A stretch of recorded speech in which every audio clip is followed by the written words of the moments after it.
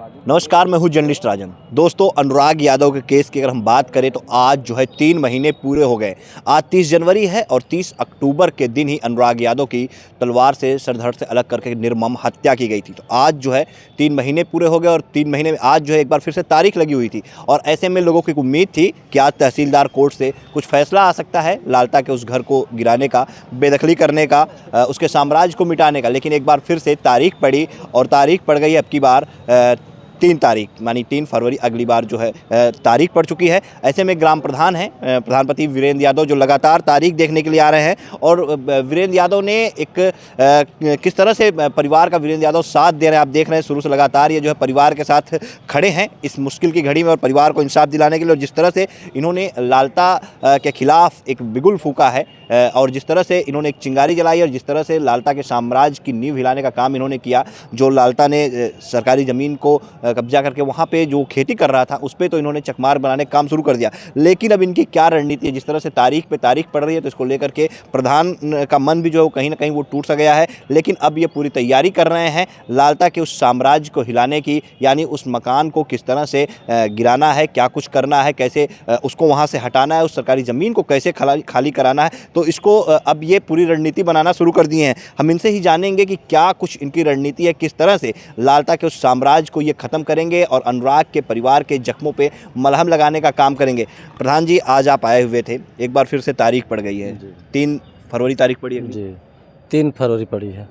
तो जिस तरह से मायूसी हाथ लग रही है, लगातार तारीख पे तारीख पड़ रही है, ऐसे में कैसे इंसाफ मिलेगा परिवार को और कैसे जो है लालता का वो साम्राज्य ढहाया जाएगा। आपने एक बड़ी कार्रवाई की, जो उसने खेत जोत के रखा हुआ था सरकारी ज़मीन, स्कूल की ज़मीन पे, उस पर आपने चकमार का निर्माण कराया और आप देख रहे हैं लगातार लोग आपके साथ भी खड़े हैं कि हाँ प्रधान अच्छा काम करे। ऐसे में अब यही ज़रूरत है कि उसके मकान को जो है गिराया जाए, क्योंकि वो भी बंजर की ज़मीन पे है। तो कैसे आप क्या प्लानिंग कर रहे हैं, क्या कुछ आपने समझा अधिकारियों से, कैसे उसे गिराया जा सकता है?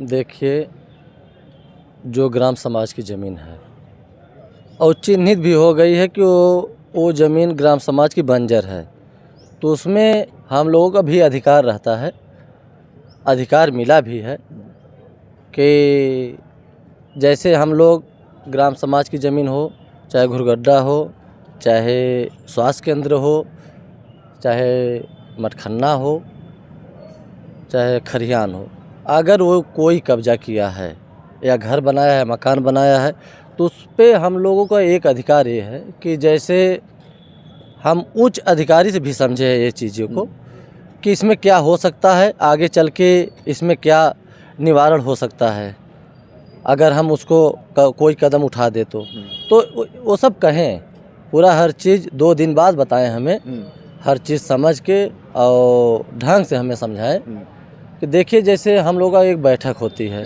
सदस्यों का और हमारे कुछ ग्राम समाज लोगों का, ग्राम सभा के लोगों का, तो उसमें जैसे सदस्य होते हैं, प्रधान के जो सदस्य होते हैं और प्रधान, उस समय एक समय था कि उपचुनाव हो रहा था प्रधानी का।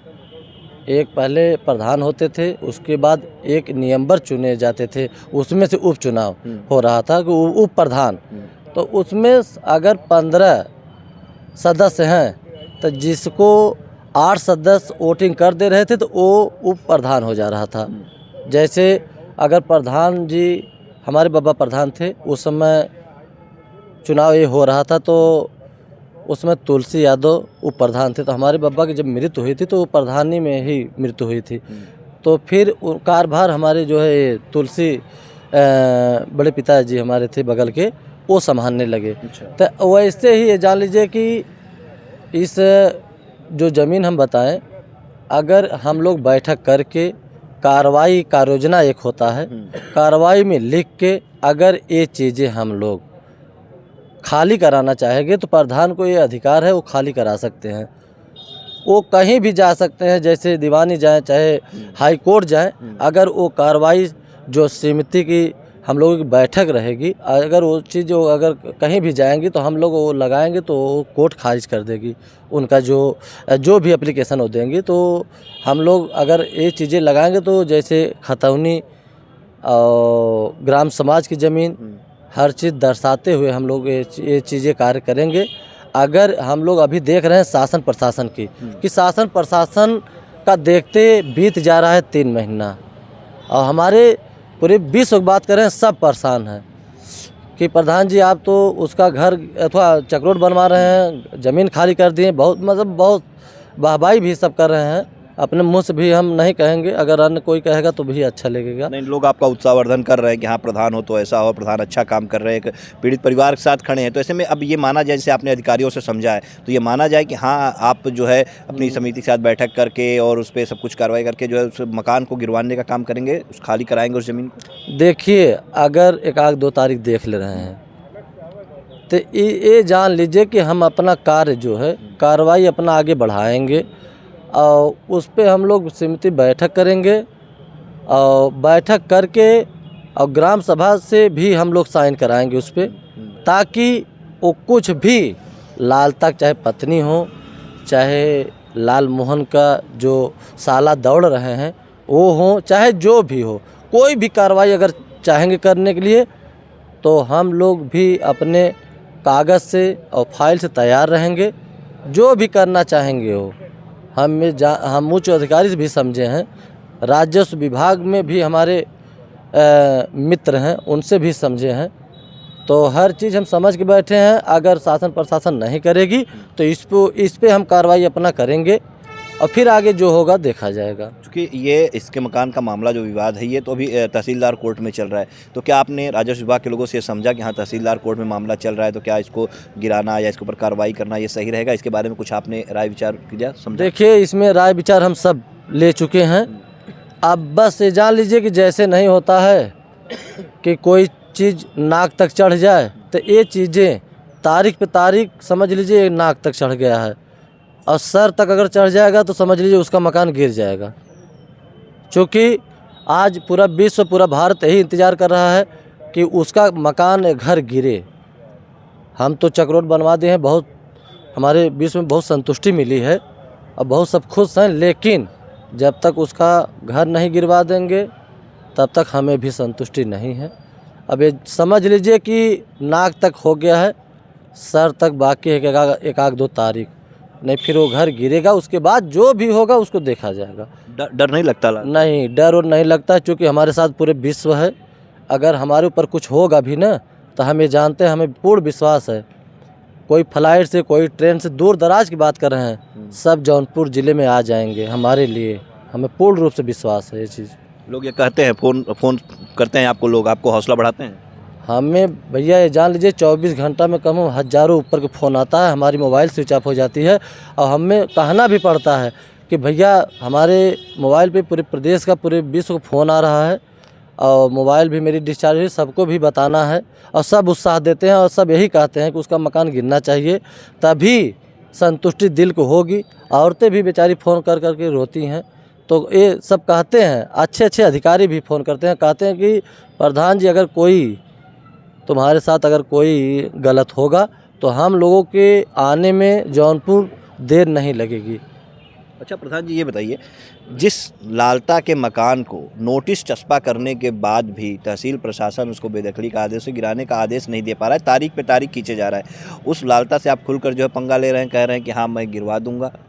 देखिए, हम चक्रोट जैसे बनवा दिए ना, उसका नात रिश्तेदार सब छपटिया रहे हैं, और उससे जाके मुलाकात करके भी बताएं। ये जान लीजिए कि तानी से भी डर नहीं लगती है, और उसको नाश नाबूद करने में भी हमें तनी से भी संकोच और पीछे कदम नहीं करना है, क्योंकि ऐसा निर्मम हत्या किया है। ये समझ लीजिए कि उसको यहाँ से कबरुद्दीनपुर से अगर 0 बेटा 0 नहीं कर दिए हम, तो समझ लीजिए कि जीना बेकार मेरा है। अच्छा, कुछ लोग ये भी कहते थे कि प्रधान जी जो है घटना के पहले जो है लालता के साथ रहते थे, लालता के पक्ष में रहते थे, इसमें कहाँ तक की सच्चाई? देखिए, उसमें हमारे ग्राम सभा से आप पूछ लीजिएगा। हम जब विवाद हो रहा था तो हमें रामजी चचा भी बुलाते थे, बगल से विवाद हो रहा था बंसू दादा से, तो वो भी बुलाते थे, और सबसे इसी से विवाद हो रहा था। फिर वीरेंद्र से एक हमारे नाम के हैं, उनसे बवाल हो रहा था, तब पर भी एक राम सकल हैं, उनसे भी जान लीजिए कि सब हम ही बुलाते थे। तो हम जाके उन्हें बहुत समझाते थे, लेकिन वो ऐसा बदतमीज़ किस्म का आदमी था कि कोई चीज़ समझने योग्य नहीं था, कोई बात नहीं अपने दिमाग में बैठाता था। सिर्फ उसको यही लग रहा था कि ये सरकारी ज़मीन है तो मेरे बाप की है। वो बस अपना ही सोचता था कि मेरा है। आज समझ लीजिए कि उस पार था उसका ज़मीन जो है इंटरलॉकिंग, उस पार वही पुराना मकान था, लेकिन बढ़ाते बढ़ाते बढ़ाते इतनी लालच बढ़ा दिया कि समझ आप देखे ही हैं, पूरा वहाँ से बाउंड्री करा के भी दिया गया है, लेकिन वो माना नहीं। उसका इतनी हवस थी, हम चक रोड बनवाएं, उसी के बगल में ट्यूबवेल बनवाया है।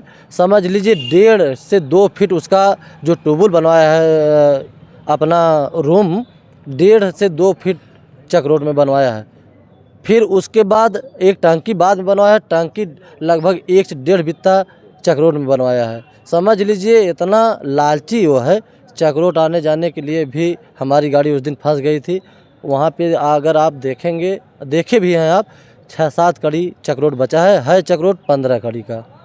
बिल्कुल, जिस तरह से उस दिन हम लोगों ने देखा तो रास्ता तो उसने काट ही रखा था। अच्छा, ये जो मकान गिराने की बात है, तो जिस मकान अगर आप गिरवाते हैं उसमें, तो वहाँ पे क्या कुछ पार्क वगैरह ऐसा कुछ बनाएंगे? क्योंकि फिर खाली जगह रहेगी, तो फिर अगर वो आता है तो फिर वहाँ पे वो जो कब्जा करना शुरू करे, फिर विवाद की जड़ बनेगा। तो वहाँ पे क्या कुछ सोचा है आपने, खाली कराने के बाद वहाँ पे क्या कुछ करना है? देखिए, उसको जब गिरवा देंगे, गिरवाने के बाद वहाँ बाउंड्री करा के और अनुराग की एक प्रतिमा वहाँ लगाएंगे, ताकि जो उनके पिताजी हैं या माताजी हैं, वो देखने के बाद ये कहें कि बेटा मेरा ज़िंदा है। और शाम को रोज़ आप या माताजी जाके वहाँ दिया भी जलाएं। हमारी यही सोच है। ऐसा पार्क बनाएंगे कि वहाँ पे हमारे भारत के भी अधिकारी और अन्य लोग और एक सामाजिक एकता आएंगे और देखने के बाद ये कहेंगे कि बहुत अच्छा काम हुआ है। यही सोच है मेरी। जी हाँ, बिल्कुल। देखिए, तो ये प्रधानमंत्री वीरेंद्र यादव जी हैं, जो कि लगातार अनुराग के परिवार के साथ खड़े हैं, और इन्होंने साफ तौर पे ये मन बना लिया है कि 2-3 तारीख और देखी जाएगी, और अगर तारीख पे तारीख मिलती रही, जिस तरह से पानी नाक तक पहुंच चुका है, अगर सर के ऊपर होगा, तो निश्चित तौर पे ये अपने ग्राम सभा के साथ बैठक करने के बाद जो है उस मकान को खाली कराने का, उसको गिरवाने का काम जो है इनके द्वारा किया जाएगा, और वहाँ पर एक पार्क बनाई जाएगी और अनुराग की प्रतिमा भी लगाई जाएगी।